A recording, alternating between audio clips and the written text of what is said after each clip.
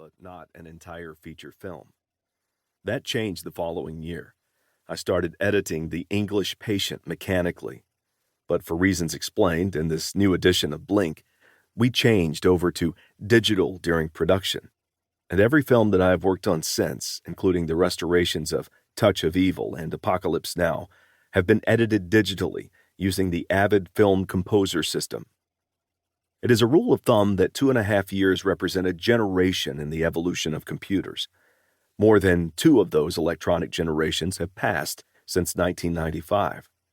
So I felt it was time to reevaluate the cinematic digital landscape in general and digital editing in particular. Consequently, for this new edition of In the Blink of an Eye, I have completely rewritten and considerably expanded the digital editing section, including my personal experiences making the mechanical to digital transition, and some premonitions, both technical and artistic, as we began cinema's second century. Walter Murch, Toronto, June 2001. Preface.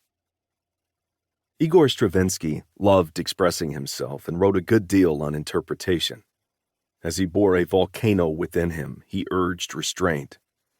Those without even the vestige of a volcano within them nodded in agreement, raised their baton, and observed restraint, while Stravinsky himself conducted his own Apollon Muscadet, as if it were Tchaikovsky. We who had read him listened and were astonished. The Magic Lantern by Ingmar Bergman. Most of us are searching, consciously or unconsciously, for a degree of internal balance and harmony between ourselves and the outside world.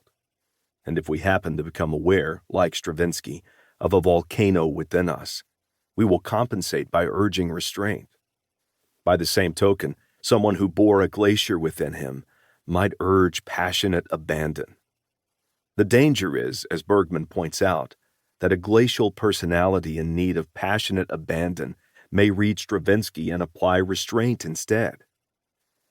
Many of the thoughts that follow, although presented to the public in a lecture, are therefore more truly cautionary notes to myself, working methods I have developed for coping with my own particular volcanoes and glaciers. As such, they are insights into one person's search for balance and are perhaps interesting to others more for the glimpses of the search itself than for the specific methods that search has produced.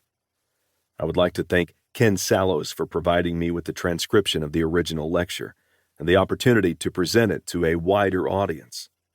For cosmetic reasons, I have made certain revisions and added some footnotes to what was, for the most part, an extemporaneous dialogue between myself and the audience, whom I thank for their interest and participation. I've also updated some technical points and added an afterword that considers the impact that nonlinear digital editing has had on the process of filmmaking.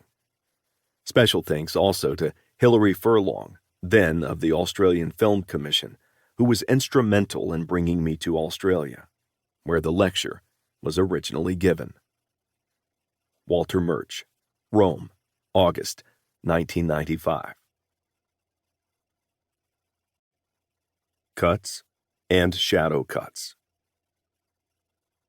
It is frequently at the edges of things that we learn most about the middle. Ice and steam can reveal more about the nature of water than water alone ever could. While it is true that any film worth making is going to be unique, and the conditions under which films are made are so variable that it is misleading to speak about what is normal. Apocalypse Now, by almost any criteria, schedule, budget, artistic ambition, technical innovation, qualifies as the cinematic equivalent of ice and steam. Just considering the length of time it took to complete the film, I was editing the picture for 1 year and spent another year preparing and mixing the sound. It turned out to be the longest post-production of any picture I have worked on. But that may consequently spill some light on what normal is, or might be. One of the reasons for that length was simply the amount of film that had been printed, 1,250,000 feet, which works out